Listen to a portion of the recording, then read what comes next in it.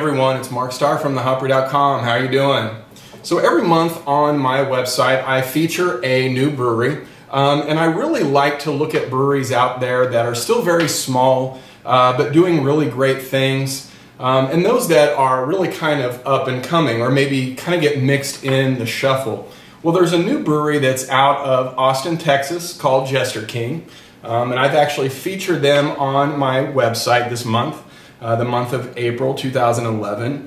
But recently they had a beer released, which is this one called the Wytchmaker.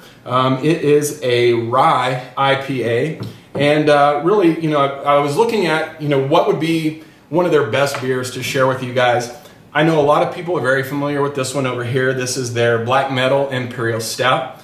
I will get to that one eventually. I'm going to probably let that one age maybe 6 months or so before I break into that. But they just released this Wytchmaker Rye IPA within about the last couple of weeks.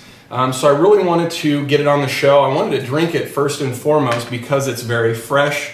Again, when we talk about IPAs, we really want to drink them as quickly as we can, just to make sure that we're enjoying those hops, kind of at their best. So this one has got a really good amount of information on it, so I'll share a little bit of that with you. The IBUs on this one are 81. The ABV is 6.8. And they have all of the ingredients on here that they use to brew this beer. The hops that they use are Warrior, Cascade, Centennial, Amarillo, and Simcoe. So pretty good variety of hops in there. You've got two of the C hops with the Cascade and Centennial, and then the Simcoe. So I'm imagining this one's probably going to be a little bit more on the bitter end, just mainly because the IBUs are in the 80 range and it's only a 6.8% beer. So let's go ahead and dig into it and see. Well, I do have a little bit of sediment in there, and that's pretty typical when you do some trades.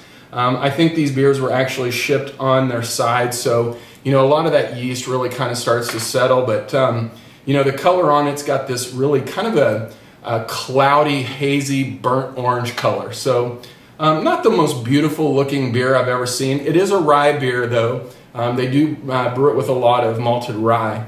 So it's going to give it a little bit of a darker color. The head on it's really nice looking though. Got that really nice soft white head. It's pretty good consistency, about where it should be. So, well, my mouth is just watering. Let's go ahead and smell it, see how it smells, and then finally we'll see how it tastes. All right, guys, here we go. Okay, so I definitely get those Simcoe hops. I can smell that there is a little bit of pungency from the hop. There's a tiny bit of citrus, not a whole lot. I would say that there's more of a spicy, piney character in here. Again, just a little bit of that citrus on the back end, and I think that that's really coming from the Simcoe hops, because it does kind of have that lightly dank character that we talk a lot about when we refer to Simcoe hops. So yeah, not a bad smelling beer. Well, here you go, guys.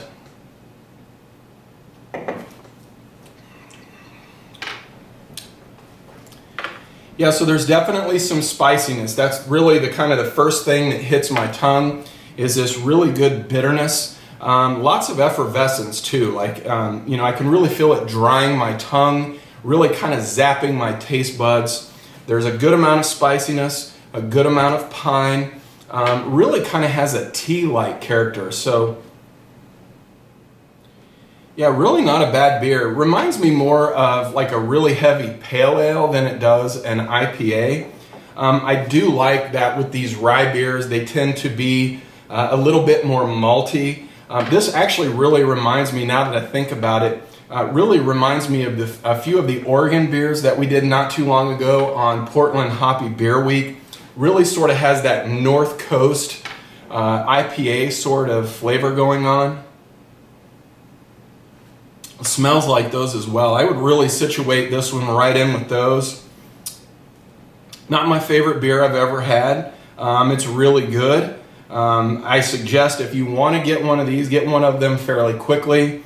I don't think they brew these fairly regularly. I think maybe it's maybe on a yearly schedule, something like that. Again, I know this was just released not too long ago, which is why, you know, the urgency to get it reviewed and drink for you guys. But yeah, not bad. So really good job, Jester King. Again, I look forward to trying the Black Metal Imperial Stout down the road.